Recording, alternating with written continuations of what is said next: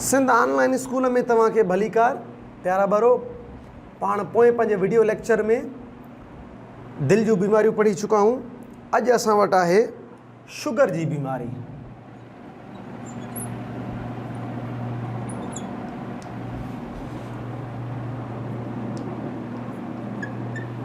अंग्रेज़ी में जंहिंखे असां डायबिटीज़ चऊं।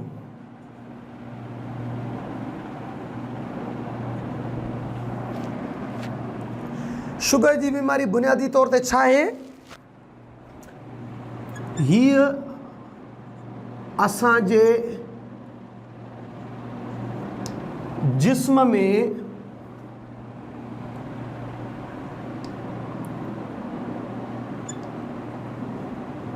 हुदूदनि मां ख़ारिज थींदड़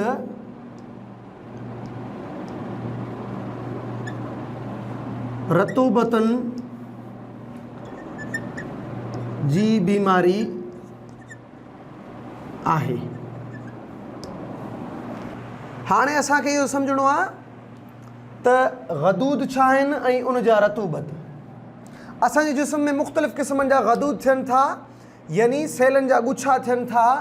उहे सेल पाण में मिली करे मुख़्तलिफ़ क़िस्मनि जा रतूबत यानी कि केमिकल्स ख़ारिज कंदा आहिनि असांजे जिस्म में।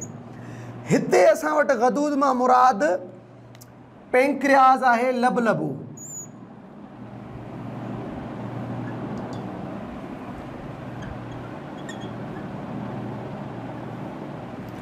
ऐं उन जी रतूबत यानी असांजो पेंक्रियाज़ लबलबो छा ख़ारिज कंदो आहे, कहिड़ी रतूबत ख़ारिज कंदो आहे? इंसुलिन ख़ारिज कंदो आहे। इंसुलिन हिकिड़े क़िस्म जो हार्मोन आहे। ही लबलबो असां जो हिकिड़े क़िस्म जो हुदूद आहे जेको रतूबत यानी इंसुलिन ख़ारिज थो करे। जॾहिं इहो सही नमूने सां इंसुलिन ख़ारिज न करे सघंदो आहे या जेका इहा इंसुलिन आहे पंहिंजी मंज़िल ते नथी पहुचे, उन कैफ़ियत जो नालो असां वटि डायबिटीज़ आहे, शुगर जी बीमारी आहे। छाकाणि त हिन इंसुलिन जो कमु छा आहे? असांजे जिस्म में मौजूदु, असांजे रत में मौजूदु ग्लूकोज़ मिठाण जे लेवल खे कंट्रोल करणु। लिहाज़ा हिन जी ॿी लाइन पाणी ईअं लिखंदासीं त हिन बीमारीअ में ग्लूकोज़ वधियल हूंदो आहे।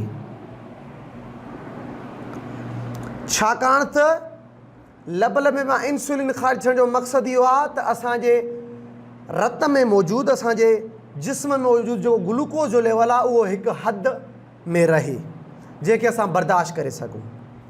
अच्छा, जॾहिं त ग्लूकोज़ जो लेवल वधियल रहे थो त यकीनन हिन बीमारीअ में जिस्म खाधे खे सही नमूने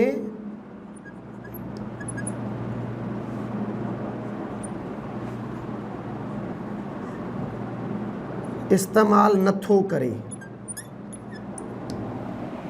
उहो इन हुदूद जे सही कमु न करण जे करे। हाणे असां वटि हिन शुगर जे करे ॿिया थींदड़ मसइला कहिड़ा आहिनि?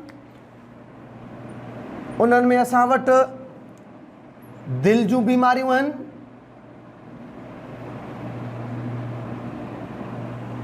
दिलि जूं बीमारियूं, बुकियुनि जो कमु न करणु यानी किडनी फेल्यूअर,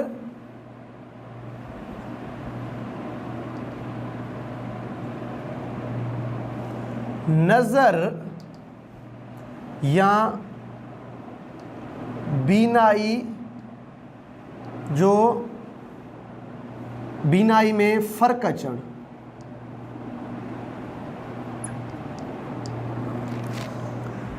हिन शुगर जे करे इहे पिण मसइला थियनि था, हार्ट डिज़ीज़िस, किडनी फेल्यूअर या नज़र ब्लाइंडनेस, उन में मसइलो अचे थो। हाणे असां अलामतूं ॾिसूं शुगर जी बीमारी जूं, त हिन में अलामतूं इहे अचनि थियूं जोड़क वज़न जो घटिजणु,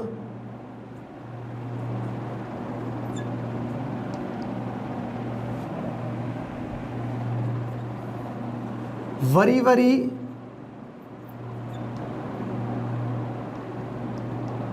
पेशाब अचणु,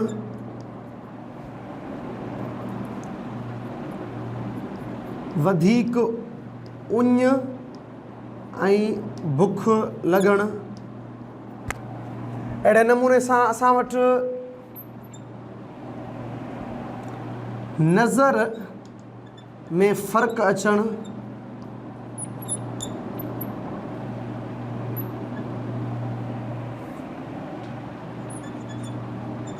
तमामु घणी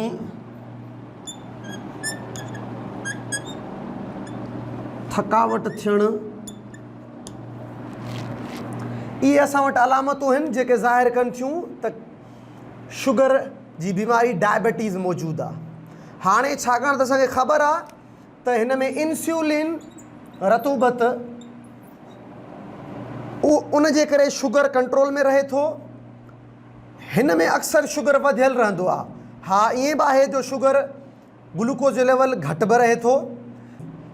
हाणे असां हिन शुगर खे, डायबिटिक पेशेंट खे कहिड़े तरीक़े सां कंट्रोल करे सघूं था, त असां आर्टिफिशियल इंसुलिन हार्मोन, इंसुलिन जे इस्तेमाल सां शुगर खे कंट्रोल करे सघिजे थो।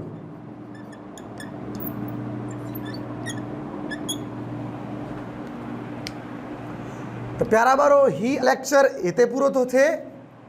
वरी मिलंदासीं पाण ईंदड़ लेक्चर में। ख़ुदा हाफ़िज़।